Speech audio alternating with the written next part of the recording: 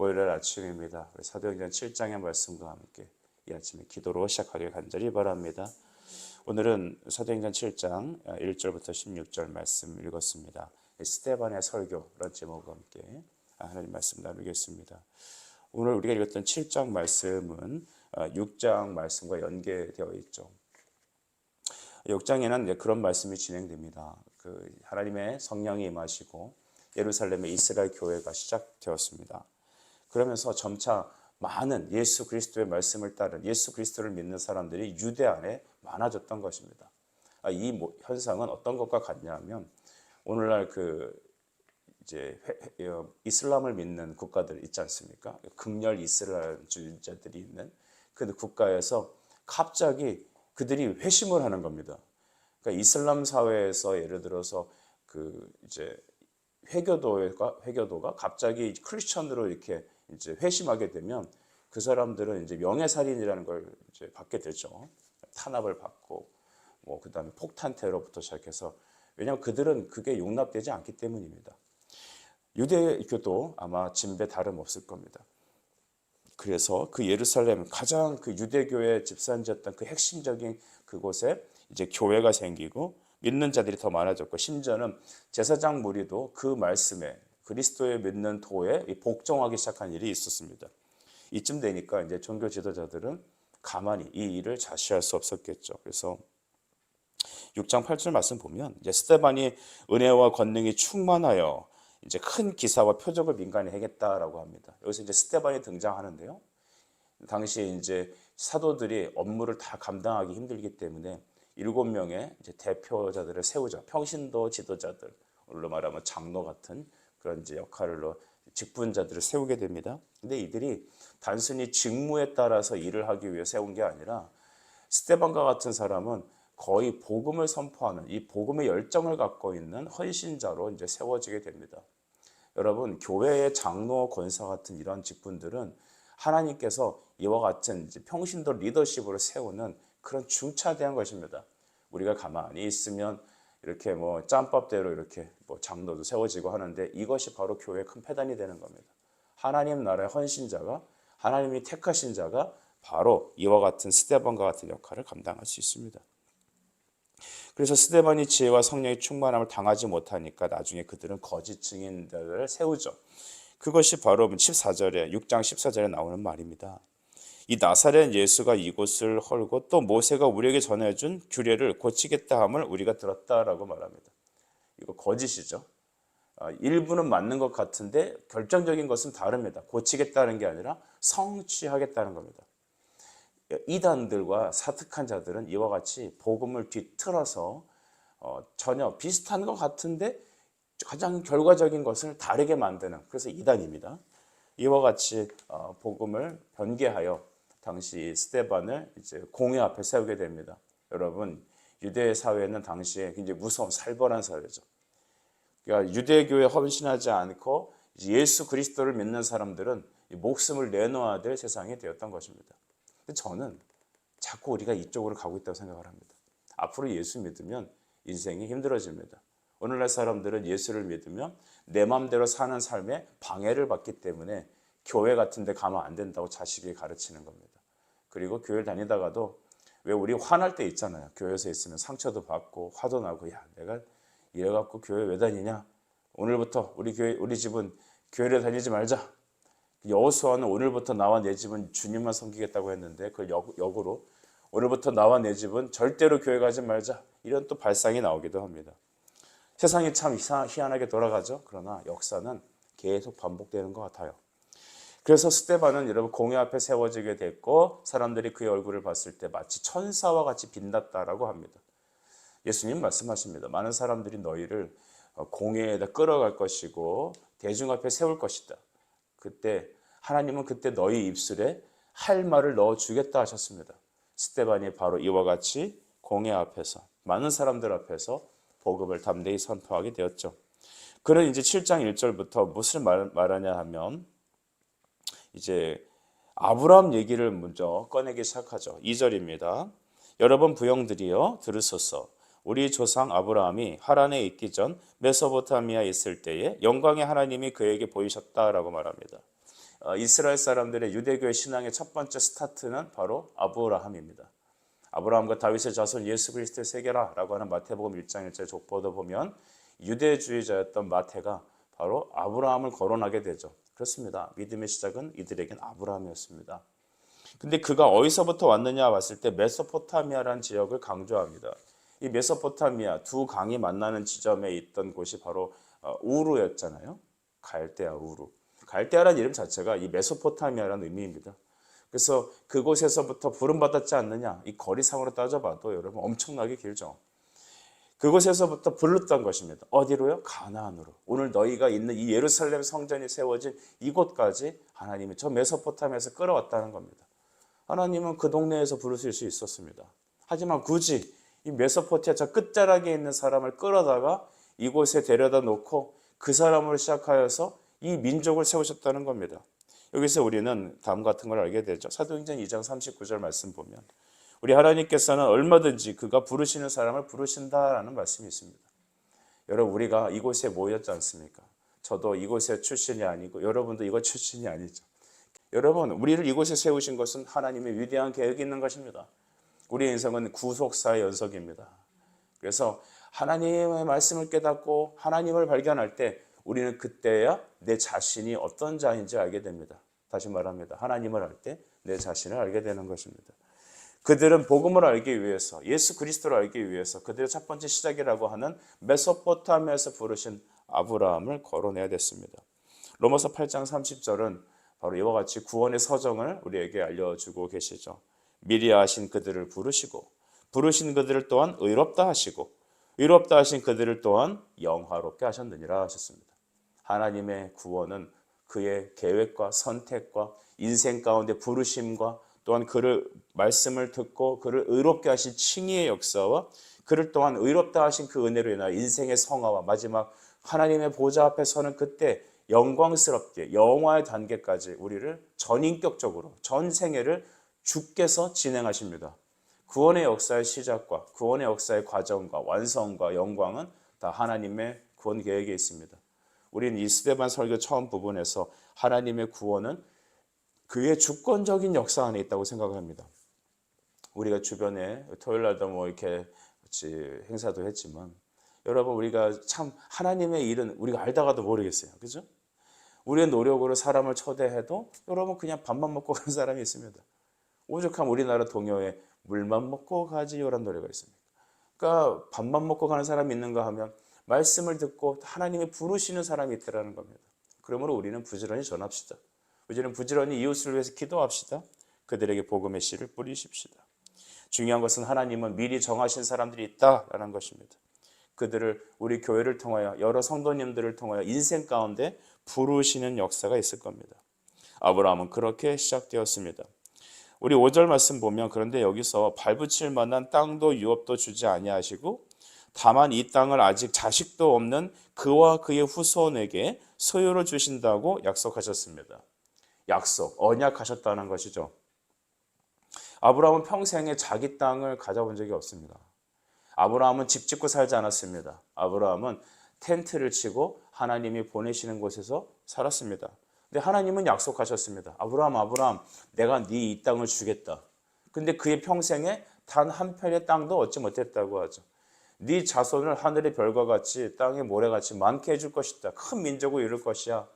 근데 죽기 전에 그냥 이스마엘을 좀 제외하고 이삭 하나 딸랑 난 거예요.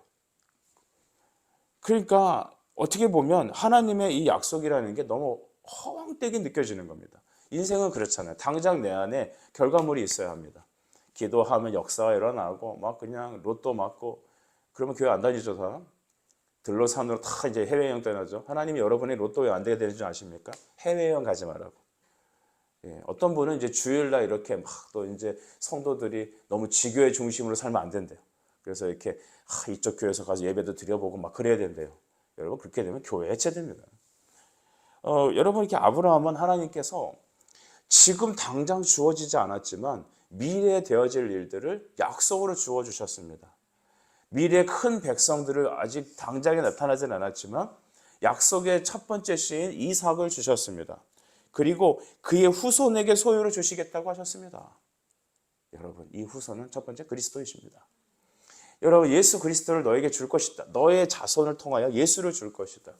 여러분, 히브리서 11장 1절이 믿음장이라고 부르는 이유는 바로 이것입니다. 믿음은 바라는 것들의 실상이죠. 보이지 않는 거지만 확실히 있는 증거다.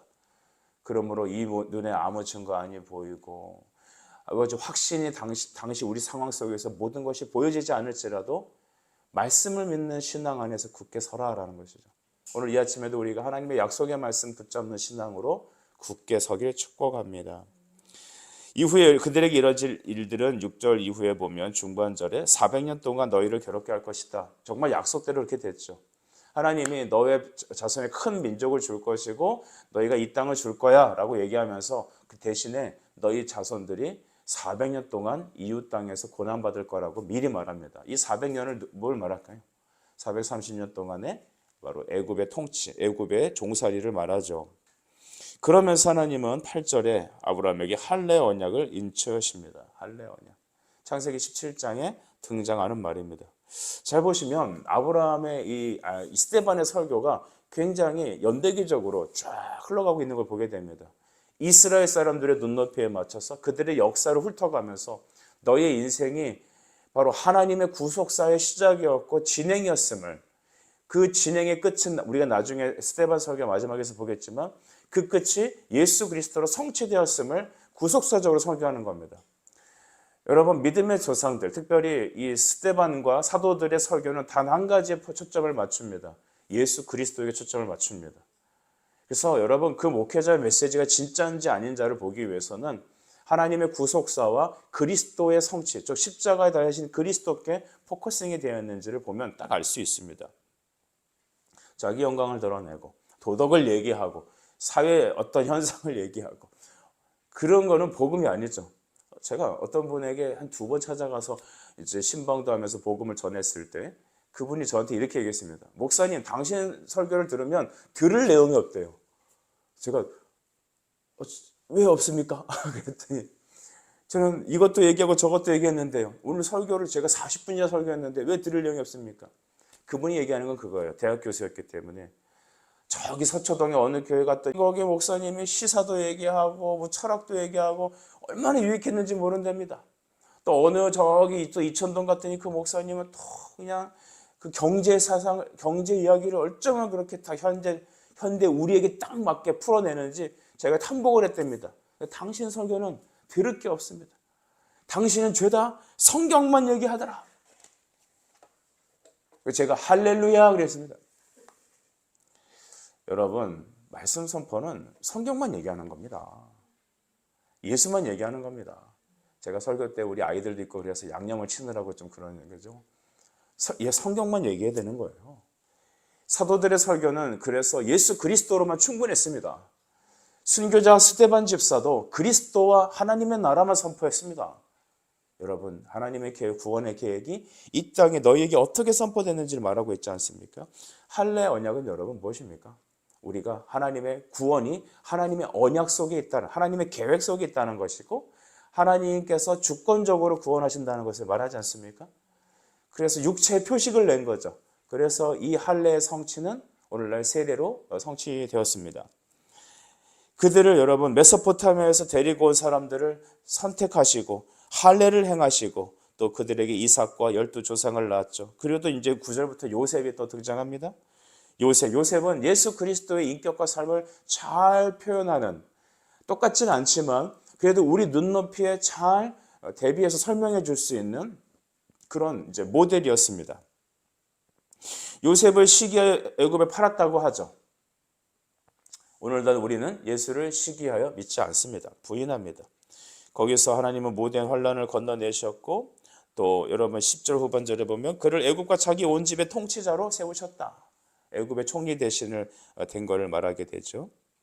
그리고 여러분 15절 쭉 내려오시면 야곱이 애굽으로 내려가 자기와 자기 조상들이 거기서 죽었다라고 말합니다. 성경은 여기서 약 75명이라고 말을 하는데 그들이 야곱 가족들이 애굽으로 내려오게 됐다는 그 배경을 말해줍니다. 여러분, 아브라함이 약속하셨던 게 뭐죠? 너희 자손들이 400년간 이민족에 의해서 환난과 고난을 받을 거야. 그 시작이 하나님께서 이삭과 야곱의 12아들들과 또 그 아들 중에 요셉을 박해하는 일로 인하여서 애굽으로 보내셨고, 애굽에서 총리 대신으로 세우셨고, 그 속에서 다시 또 자기 동족이들 야곱의 가족들을 75명을 쫙 끌어다가 이곳에 데려다 놓은 것, 여러분 이거 다 누가 하신 겁니까? 하나님이 하신 겁니다. 기가 막힌 하나님의 여러분 드라마입니다.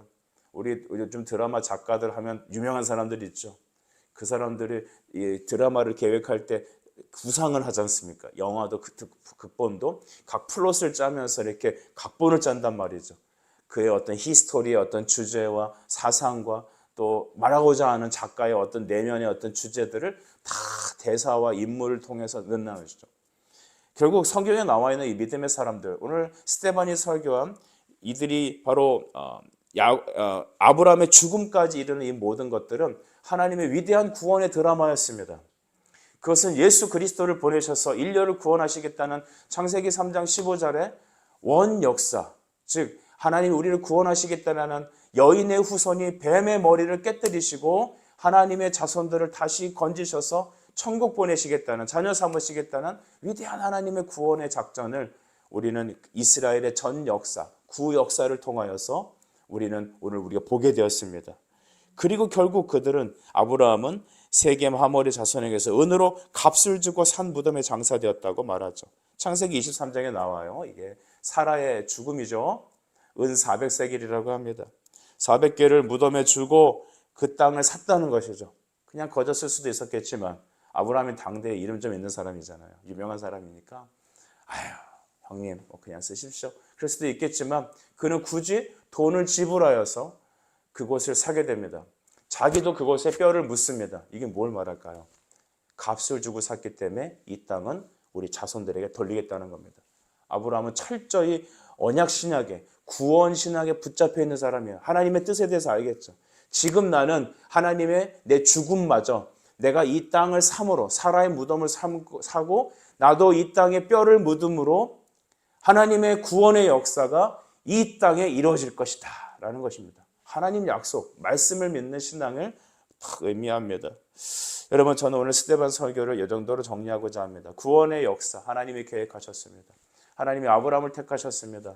율법, 선지자, 또 성전을 자랑하던 이스라엘 사람들에게 말하는 것이죠. 너희들이 잘해서 너희들이 선택받은 백성이 된 게 아니다. 너희들이 첫 번째 시작했던 아브라함은 바로 메소포타미아에서부터 올랐다. 이게 다 하나님의 선택이었어요. 너희를 향하신 하나님의 계획이었다. 그 계획은 바로 예수 그리스도를 믿음으로 온 인류가 구원받게 하는 하나님의 복음이 있다는 것을 말하고 싶었다는 겁니다. 우리의 역사는 구속사에 있습니다. 때로는 우리가 알지 못하는 일에 우리가 휘말립니다.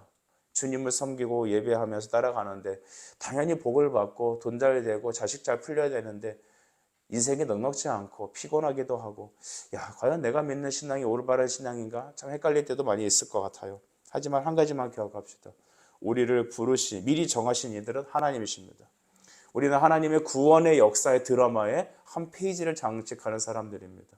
이 땅의 모든 천하 만물과 인간의 역사는 하나님의 구원의 여러분 드라마입니다.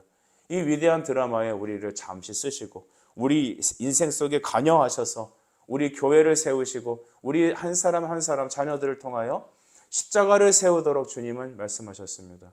스데반의 설교를 다시 들으십시다. 그래서 우리가 윤리에 빠져 있고 여러분 세상의 성공에 빠져 있고 자기 행복에 빠져 있는 심리학에 물들어 있는 이 시대의 잘못된 신학에서 벗어나서 바른 성경과 바른 복음에 서 있어서 우리가 오직 하나님의 말씀의 약속의 말씀만 붙잡고 걸어가는 이 아침, 또 우리의 기도가 되길 간절히 축복합니다. 기도하겠습니다. 하나님 아버지, 이 아침에도 스데반의 첫 번째 설교를 통하여 하나님의 위대한 구원의 역사를 바라보게 하시니 감사합니다. 보이지 않습니다. 때로는 여러분 확신이 가지 않을 때가 있습니다. 육신이 연약하고 곤고하며 또한 부족한 건 너무나 많습니다. 그러나 미리 정하신 그들을 부르신 하나님, 부르신 그들을 이롭다 하시고 또한 영화롭게 하시는 주님, 나는 주님의 말씀을 믿습니다. 주의 뜻대로 이루어 주시옵소서. 다만 우리를 주님의 구원의 역사의 도구들로 서 주시옵소서. 예수님의 이름으로 기도드립니다. 아멘.